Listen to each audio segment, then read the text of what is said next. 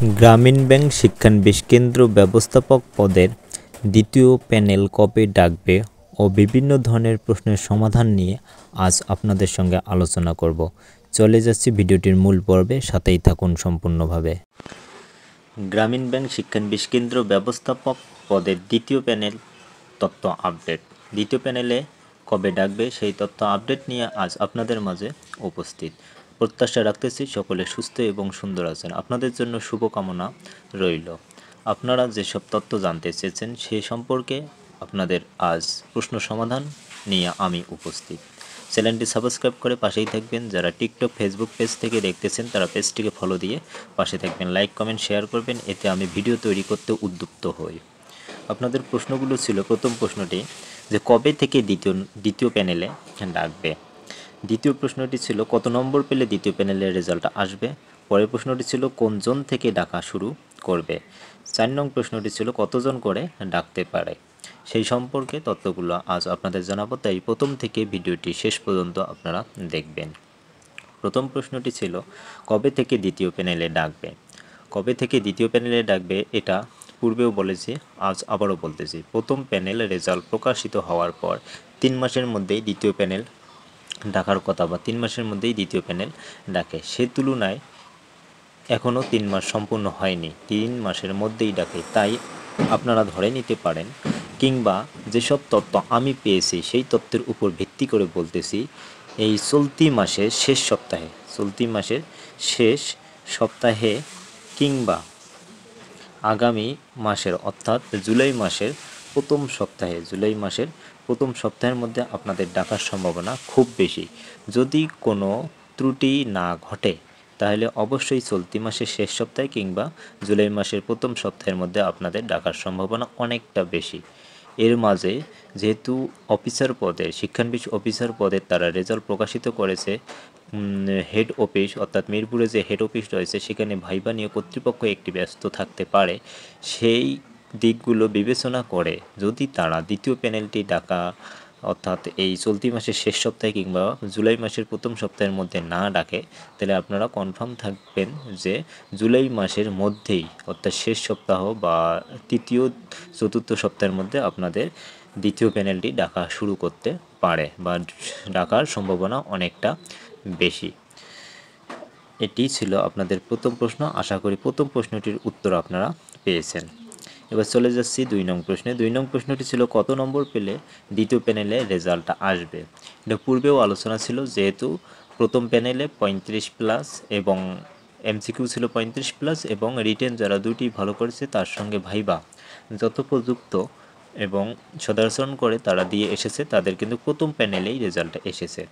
এখন দ্বিতীয় প্যানেলের রেজাল্ট আসতে হলে আপনাদের কমপক্ষে 32+ এমসিকিউ এবং যারা দুইটি রিটেনে ভালো করে দিয়ে এসেছেন, 32+ এমসিকিউ এবং দুটি রিটেনে আপনারা কি করছেন, ভালো করে দিয়ে এসেছেন, তাদের জন্য দ্বিতীয় প্যানেলে রেজাল্ট আসার সম্ভাবনা অনেকটা বেশি। তাদের দ্বিতীয় প্যানেলে রেজাল্ট আসবে। এছাড়াও যারা ভাইবার মধ্যে ভালো করেছেন বলতে কি বলবো, যেহেতু ভাইবারটি তুলনামূলকভাবে সেভাবে প্রশ্ন কাউকে করানো হয়নি। ভাইবার মধ্যে শুধু নাম ঠিকানা জানতে চাওয়া হয়েছে বা মাঝে মাঝে কাউকে রোল জিজ্ঞেস করেছে, 2-1টি প্রশ্ন করেছে, আবার কেউকে কোনো প্রশ্নই করেনি, সরাসরি তাদের পরিচয় নিয়ে তাদেরকে আসতে বলেছে। তাই বলবো ভাইবারটি যেহেতু তুলনামূলকভাবে কারোরও সেইভাবে সম্পূর্ণ হয়নি, সেই ক্ষেত্রে অবশ্যই আপনাকে এমসিকিউ 32+ এবং 2টি রিটেন যারা দিয়ে এসেছেন তাদের দ্বিতীয় প্যানেলে রেজাল্ট আসার সম্ভাবনা অনেকটা বেশি।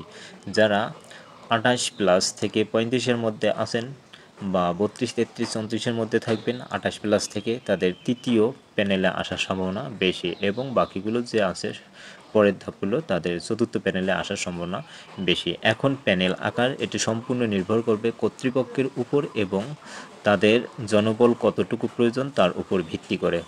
অনেকেই বলেছিলেন যে তারা নাকি 2 বছর গ্রামীণ ব্যাংক আর কোনো নিয়োগ নিবে না, এই প্যানেলগুলো থেকেই তারা রেজাল্ট প্রকাশ করবে এবং তাদের জনবল নিয়োগ দিবে। কথাটি সম্পূর্ণ অর্থাৎ কি বলবো, মিথ্যা বলবো নাকি ভিত্তিহীন বলবো বুঝতে পারতেছি না। কথাটি ভিত্তিহীনই বললাম, কারণ কোনো প্রতিষ্ঠান চাইবে না যে তারা একটা প্যানেল থেকে বা অথবা একটা নিয়োগের মাধ্যমে তাদের 2-3 বছরের চাহিদা পূরণ করবে। প্রত্যেকেই চাইবে যে প্রতি বছর তথ্য আপডেট দিয়ে নতুন, অর্থাৎ তারা শিক্ষার্থীর উপরও অর্থাৎ বেকারত্বের হার কমানোর চেষ্টা করবে, প্লাস নতুন তারা জনবল নিয়োগের ক্ষেত্রেও প্রত্যেকটি প্রতিষ্ঠান আগ্রহী হয়ে থাকে। তাই অবশ্যই তারা নতুনভাবে নিয়োগ প্রক্রিয়া সম্পন্ন করবে।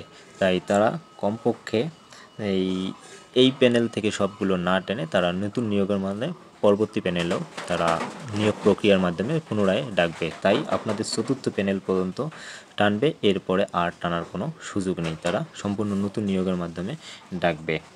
এটি ছিল যে আপনাদের কত নম্বরের মধ্যে রেজাল্ট আসতে পারেন সেই সম্পর্কে তথ্য। এবার আশা করি 2 নং প্রশ্নটি আপনারা বুঝতে পেরেছেন। এবার 3 নং প্রশ্নে চলে যাচ্ছি যে কোন জোন থেকে ডাকা শুরু করবে। এটি জোন ভিত্তিক আকারে ডাকা শুরু করবে এবং জোনে যেহেতু আগে রংপুর জোন থেকে রেজাল্ট প্রথম প্রকাশিত হয়েছিল, এরপর টাঙ্গাইল থেকে রেজাল্ট প্রকাশিত হয়েছিল, তাই আমি বলবো যে প্রথমে রংপুর জোনের রেজাল্টটা প্রকাশ করা হবে, এরপর টাঙ্গাইল, রাজশাহী, কুমিল্লা, সিলেট, চট্টগ্রাম, নরসিংদী, বরিশাল, এইভাবে প্রত্যেকটি জোন থেকে ডাকা শুরু হবে। তবে ক্রমানুসারে রেজাল্টগুলো জোন ভিত্তিক আকারে প্রকাশ করা হবে। প্রথমে রংপুর আগে ছিল, তাই রংপুর আগে, এরপর টাঙ্গাইল। রংপুর এবং টাঙ্গাইল জোনে এই দুইটি জনবল একটু নিয়োগ বেশি করেই তারা নেয়, যেহেতু তাদের এই দিকে শাখা অফিসগুলো বেশি এবং লোন নেওয়ার প্রবণতাও অনেক বেশি উত্তরবঙ্গের মধ্যে। তাই রংপুর টাঙ্গাইল জোনগুলো আগে প্রথম দ্বিতীয় প্যানেল দেবে, এরপর ক্রমানুসারে প্রত্যেকটি জোন থেকে তারা দ্বিতীয় প্যানেল দেবে। এভাবে দ্বিতীয় প্যানেল থেকে তাদের জোন ভিত্তিক আকারে ডাকা শুরু করবে। আশা করি 3 নং প্রশ্নের উত্তরটি আপনারা বুঝতে পেরেছেন। এবার চলে যাচ্ছি 4 নং প্রশ্নটিতে, কতজন করে ডাকতে পারে। এটি আগেও আলোচনা করা হয়েছে, আবারও পুনর্ব্যক্ত করতেছি। যেহেতু কমপক্ষে গড় অথবা অ্যাভারেজ আমরা ধরে নিয়েছিলাম যে প্রত্যেকটি জোন থেকে 140 জন প্লাস করে তারা ডাকতেছে। এছাড়াও 140-এর কোনো জনে কম হতে পারে, আবার কোনো জনে 140-এরও বেশি হতে পারে।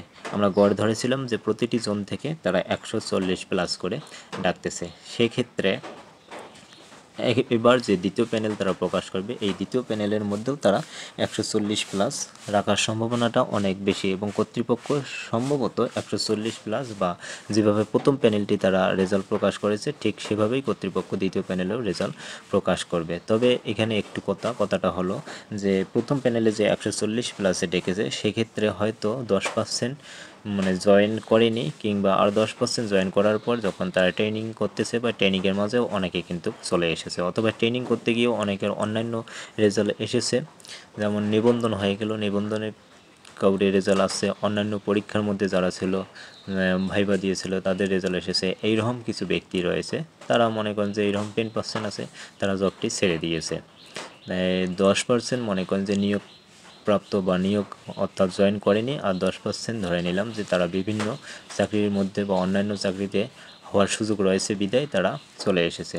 এভাবে যদি তারা জয়েন না করে থাকে সেই পদগুলো ফাঁকা পড়ে থাকবে, সেই ফাঁকা পদগুলোর জন্য আপনাদেরকে কিন্তু দ্বিতীয় প্যানেলে ডাকা হবে না। সর্বশেষ হিসাব করে তারা চতুর্থ প্যানেলের মধ্যে রাখতে পারে, কিংবা সেই পদগুলো তারা ফাঁকায় রাখতে পারে, নতুনভাবে নিয়োগ দেওয়ার পর সেই পদগুলো তারা পূরণ করতে পারে। তাই বলা যায় যে প্রতিটি জোনে ডাকতে পারে, ঠিক প্রথম প্যানেল যেভাবে তারা প্রকাশ করেছে ঠিক সেভাবেই তাদের ডাকার সম্ভাবনা রয়েছে।